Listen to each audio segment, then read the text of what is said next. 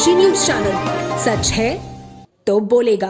वाराणसी के विकास खंड पिंडरा क्षेत्र के लल्लापुर गांव में उस वक्त शोक की लहर दौड़ गई जब आधे घंटे के भीतर एक वृद्ध दंपत्ति का निधन हो गया। पति पत्नी की एक साथ मौत की यह मार्मिक घटना पूरे क्षेत्र में चर्चा का विषय बना हुआ और गांव में गहरा मातम पसरा हुआ है।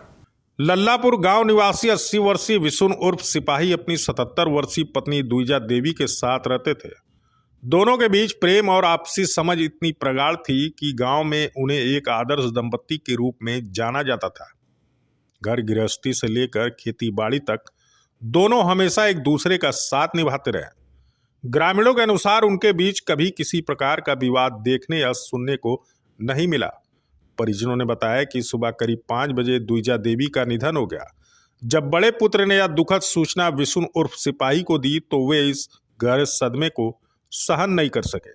पत्नी के निधन की खबर सुनते ही उनकी तबीयत अचानक बिगड़ गई और करीब आधे घंटे के भीतर उन्होंने भी दम तोड़ दिया।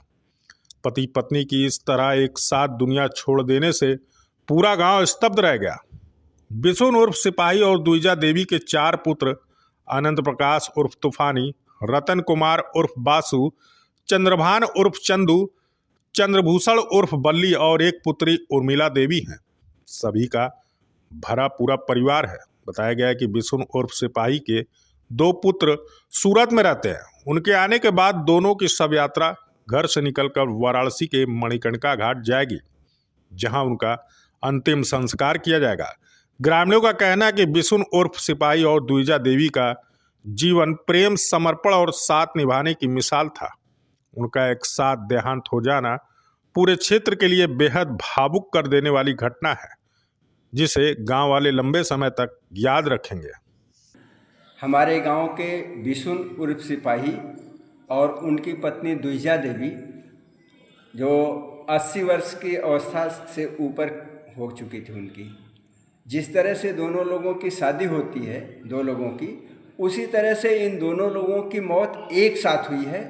हमारे गांव के बहुत ही सज्जन व्यक्ति थे और इन लोगों का दोनों पति पत्नी दोनों लोगों का आचरण इतना बढ़िया था कि गांव के लोग उनकी सराहना करते थे।